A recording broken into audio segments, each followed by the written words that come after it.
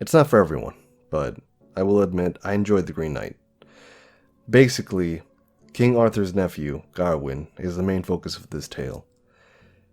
Gawain is set to prove himself, to become a knight on King Arthur's Round Table. He wants to have a story for himself, but unfortunately, he has none because he's never really done anything. And, honestly, that's pretty. You can pretty much relate to that in any way.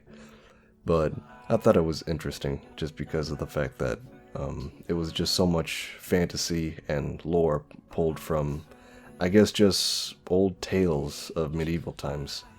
The actual story itself, well, it's been revealed that no one even knows the real author.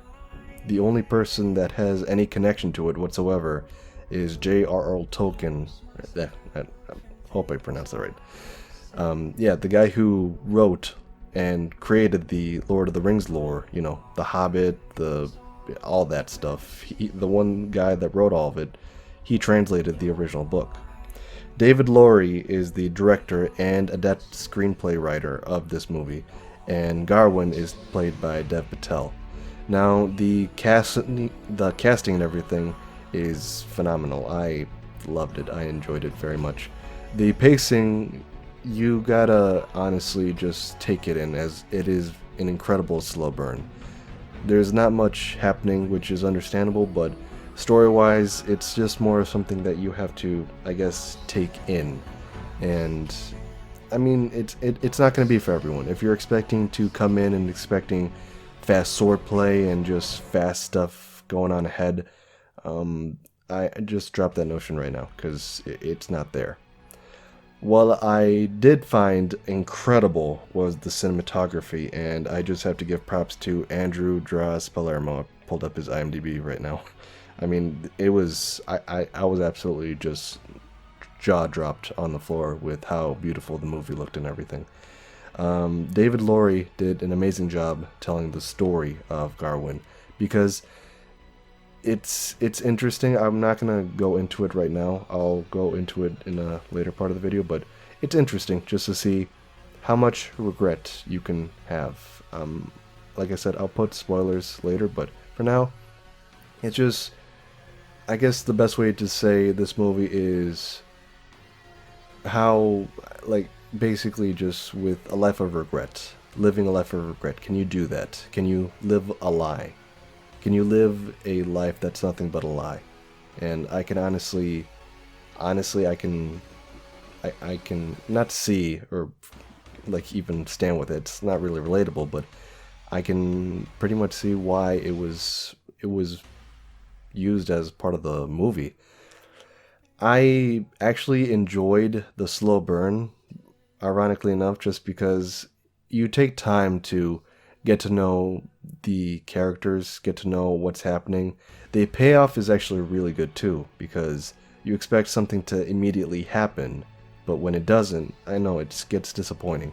We live in a world where movies just like to, get at everything, fast paced and everything, but it's nice to know that stuff like this still exists. That's why I'm a huge A24 fan, because movies like this are very hard to come by nowadays, and it's hard to find slow burns, but at the same time, movies that take artistic liberties like this. And again, I know that this isn't going to be for a lot of people. This is more of a movie that's basically more for film lovers, and it wasn't even advertised that well.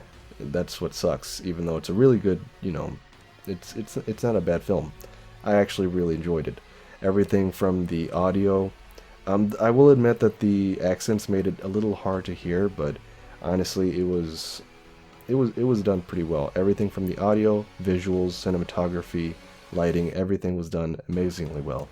I actually very much enjoyed everyone's performances, and Dev Patel, it was fun. I was really much enjoying it, because one thing that I realized is that I didn't know if I was supposed to be, by the end of it, I didn't know if I was supposed to be rooting for him or not. And I guess this is where I can put the spoiler tag on, because his character is kind of just a coward. yeah, this is where the spoiler part is, but so the story basically goes that the Green Knight, who is this mythological character, this giant, who comes in, tells King Arthur, I have a game. One of your knights is to come battle me, and whatever injury he makes on me, I shall make on him. And you think, of course, oh, okay, so it could be just something small like a cut. No. Yeah, basically, yeah. Anything that, you do on him, he'll do on you. So you would think, oh, so just do a small cut on him. Nope. Gawain just falls on, beheads him, and then begins his long quest, because the Green Knight doesn't die. Gawain goes on this long quest basically to confront the Green Knight and basically have his own head beheaded. And it's interesting how they played this out, because as much as I hate to admit it, they kind of did pull like a Twilight. I forgot what the frickin' movie was, but I can't even believe I'm mentioning Twilight in this. But they did pull a Twilight. They showed his life of what would happen, a life of regret, a life of royalty, and a life of lies, because he came back and told everyone that he, finished the challenge. King Arthur gave him the throne, and it was just very, disappointing to see, someone that was, supposed to live through the challenge, just now he himself didn't even know what to do with his own life, because he was just done with it all. He lived it, but he didn't really live it, if you get my drift, because it wasn't his life. He didn't earn it. He just came back and told a lie and everyone believed it. But I can also understand that, you're basically going to see this big green giant for him to cut off your head, which I get why you left, but at the same time, you shouldn't have said yes to the game to begin with. And I think it's interesting just because it's hard to really see a message, I guess, besides, own up to your word, or just like, I don't know, don't be a coward or anything.